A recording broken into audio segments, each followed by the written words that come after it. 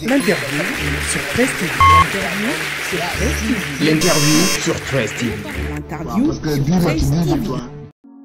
Dieu merci, bonjour et merci de recevoir 13 TV, votre chaîne d'actualité sportive.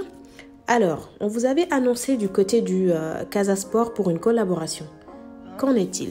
Non, c'est vrai que j'ai dû prendre du recul par rapport à différentes activités sur lesquelles j'étais en train de travailler, notamment sur le Casa. On m'avait sollicité, finalement les discussions n'ont pas abouti. J'ai de très bons rapports avec Pierre Atepa Goudiaby qui est en train d'investir dans le club et également avec le président Sané. Donc on est en discussion, mais je ne travaillerai pas avec eux cette année, même si j'ai certains jeunes là-bas au Casa. Comme je l'ai dit, l'essentiel c'est de faire avancer le football sénégalais. Donc j'ai repris doucement avec Canal+. Je suis un peu dans le football avec des gamins avec lesquels je suis en train de travailler. Donc pour moi, mon actualité se situe à ce niveau-là et je suis très heureux pour le moment. Alors, vous êtes installé au Sénégal depuis quelques années. Quels sont vos centres d'activité ? Moi ici, je suis sur un gros projet immobilier sur lequel je communiquerai incessamment sous peu. Donc voilà, je suis également dans le monde du football, un peu dans le monde des médias. Donc pour moi, l'important à la fin de ma carrière, c'était de me sentir utile. Et où est-ce que je me sens utile? Si ici au Sénégal, je suis musulman et voilà, il y a l'islam ici, il y a le soleil, il y a la mer, il y a la belle qualité de vie. Donc avec ma femme et mes enfants, pour nous, c'était bien évidemment une évidence que de rentrer au Sénégal et de voir quelles opportunités allaient s'offrir à nous. Comment vous avez vécu votre reconversion après l'arrêt de votre carrière professionnelle ? Je viens d'une famille très humble. La fin de la carrière n'a jamais été un problème. Moi, j'ai arrêté très jeune. J'ai arrêté à 35 ans. J'avais encore l'opportunité de jouer, mais j'avais d'autres projets en tête. Et je pense que pour se construire, c'est bien de partir du bas. Donc, sortir de sa zone de confort, je pense que c'est quelque chose de très important. En équipe nationale, j'ai arrêté, j'avais 30 ans. Donc voilà, j'ai eu 15 ans de très belle carrière. J'ai pas de blessures, je suis en bonne santé. Comme je l'ai dit, on sent qu'en Afrique, il y a beaucoup de choses à faire. It's the place to be. Donc je suis ici et les choses pour moi vont très bien, alhamdoulilah. À présent, parlons du continent africain et de son actualité footballistique. Comme vous le savez, la CAF a décidé d'attribuer l'organisation de la prochaine Coupe d'Afrique des Nations à l'Égypte. Pour vous, est-ce que c'est le bon choix ?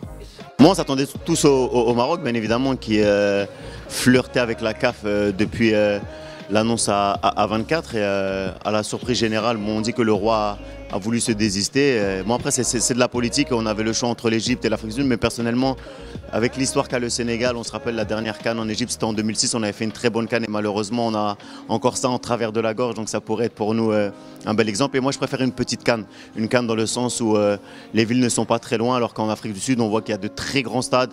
Là-bas, on est en hiver, il ferait 0 degré, 1 degré, et les stades auraient été complètement vides. Donc, il y a aussi le phénomène Mohamed Salah. Il y a Mohamed Salah, Sadio Mané, les deux sont en concurrence.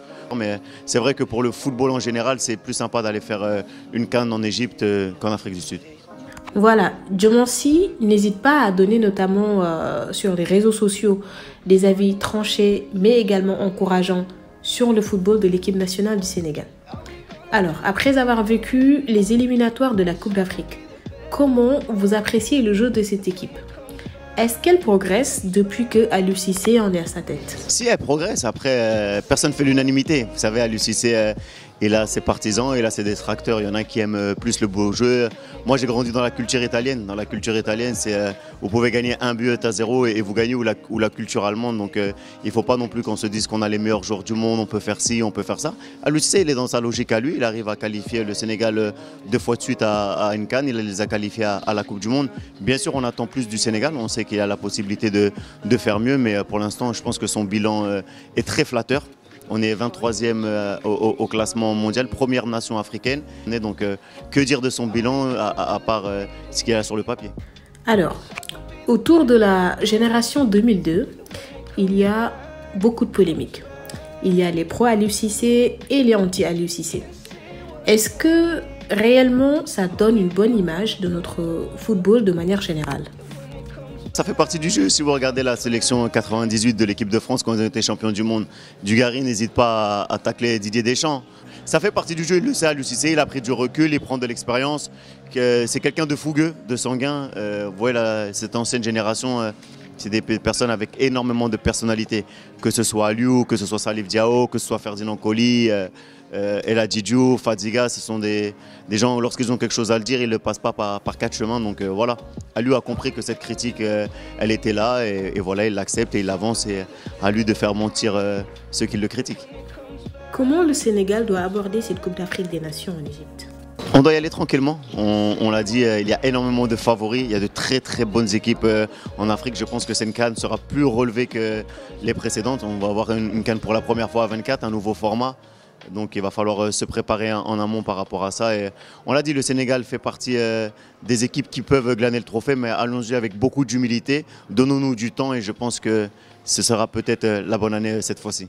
Merci de nous regarder sur 13 TV, sur YouTube. Bonjour, c'est Djomonsi Camara. Suivez l'actualité du sport national et international sur 13 TV. À très bientôt.